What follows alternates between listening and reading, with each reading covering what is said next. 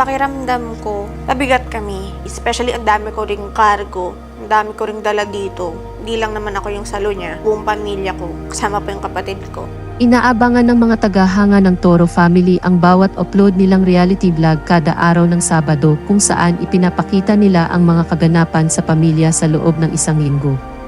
Mapapanood sa nasabing reality vlog na napag-usapan ng pamilya ang patungkol sa pagbabudget ng pera at kung paano makakatulong ang bawat kasapi ng pamilya sa mga gastusin sa bahay. Nagsimulang pag-usapan ang tungkol sa pera ng inutusan ni Tony si Paye na bumili ng kanyang makakain na nagkakahalaga ng 6,000. Ngunit nagtaka raw siya na 2 araw lamang ang lumipas ay naubos na ang pagkaing pinabili niya.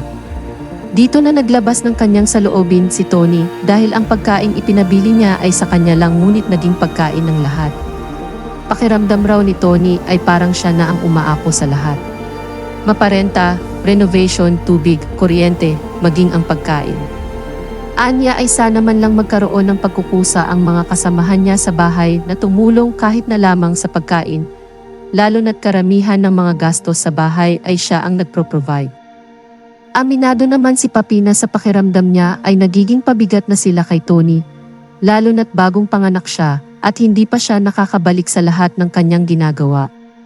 May panahon na naisip niya na bumukod na lamang ngunit inamin niya na hindi niya rin maiwan si Tony.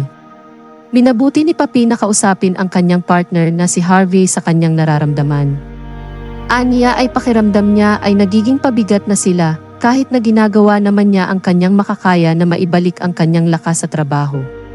Inamin rin niya na napanghihinaan siya ng loob dahil pakiramdam niya ay namamaliit siya dahil sa wala siyang ambag.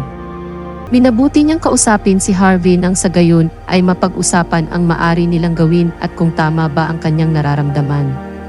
Para naman kay Harvey ay hindi pa nila kayang bumukod. Aniya ay mag-ambag na lang sila sa panggastos sa pagkain. Dahil kung bumukod sila ay kakayanin nila sa una, ngunit baka mahirapan din sila. At mahirap na yon sa sitwasyon nila na kakapanganak pa lamang ni Papi.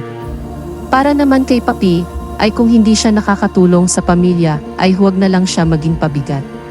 Saad niya, actually maraming times na pakiramdam ko wala talagang nakakaintindi sa akin. Kasi hindi nila alam ang pakiramdam at yung pinagdadaanan ko. A lot of times talaga na walang nakakaintindi sa nararamdaman ko. Hindi ko rin naman mapapaintindi sa kanila kasi magkakaiba kami ng point of view. At minsan hindi ko na rin alam kung bakit malungkot ako. Parang nakakabaliw ang eksena ko. Hindi ko maintindihan. Kakapanganak ko pa lang and pakiramdam ko ang bilis-bilis ng ikot ng mundo. Parang napag-iiwanan ako at sobrang napre-pressure talaga ako, lalo na't na kay Tony ako. Nandito ako sa puder niya. Alam ko naman na siya ang may salo ng lahat. Nararamdaman ko na pabigat ako. Pabigat kaming team Happy, especially ang dami ko ring cargo. Ang dami kong dala dito. Hindi lang naman ako ang salo niya, buong pamilya ko. Kasama ko pa kapatid ko. So grabe yung pressure sa akin to the point na nag-iiba na yung pananaw ko. Grateful naman ako sa mga bagay na meron ako ngayon. Pero sometimes gusto kong umalis. Gusto kong magkaroon ng peace of mind.